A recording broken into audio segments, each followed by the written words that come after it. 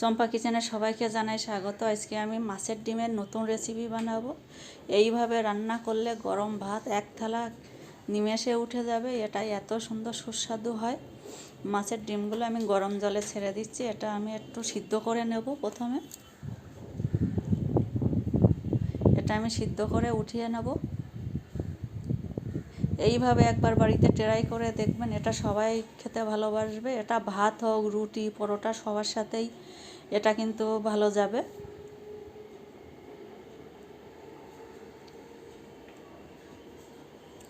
একটু জলে দিয়ে এইভাবে সিদ্ধ করে নিচ্ছি। আর হয়ে গেছে সিদ্ধ, আমি উঠিয়ে নিচ্ছি। এর জলটা আপনারা না ফেলে দিয়ে ব্যবহারও করতে পারেন।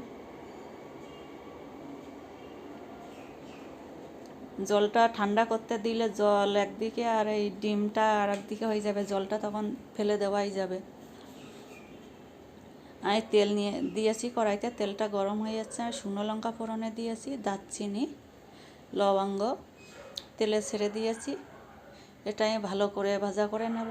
এটা লাল লাল করে ভাজা হলে তবে পেঁয়াজটা দিতে হবে, তাহলে গন্ধটা খুব সুন্দর আসবে। আমি পেঁয়াজ কুচি দিয়ে দিয়েছি। এটা ভালো করে নাড়াচাড়া করে নেব।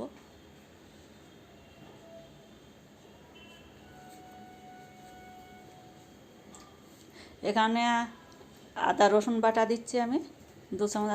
আদা রসুন বাটা দিয়েছি, পেঁয়াজ বাটা দিচ্ছি 2 চামচ।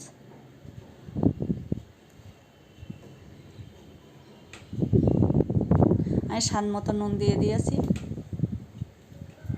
হলুদ দিয়ে দিচ্ছি।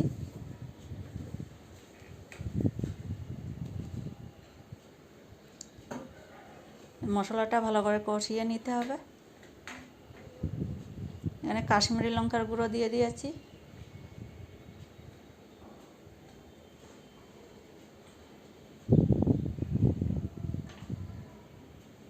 কাঁচা লঙ্কা কেটে দিয়েছি কটা। জিরা বাটা দিয়েছি 2 চামচ।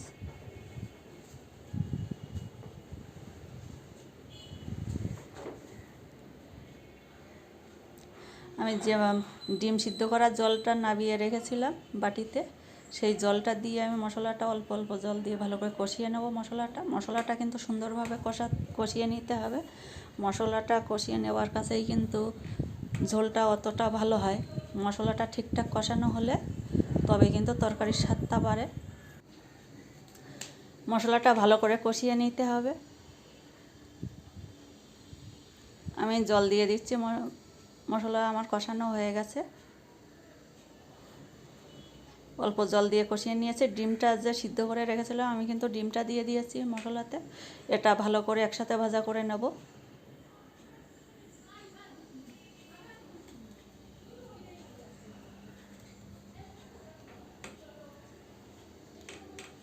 আমি খুন্তি দিয়ে দিয়ে ডিমটা ছাড়িয়ে ছাড়িয়ে দিচ্ছি, কুচি কুচি করে দিচ্ছি, যাতে ডিমটা দলা দলা না হয়ে থাকে।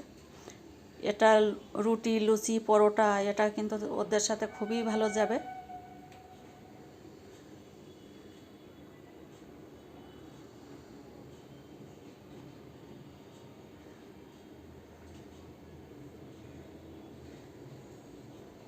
এটা এইভাবে ভালো করে কষিয়ে নিতে হবে ডিমটা মশলায় দিয়ে।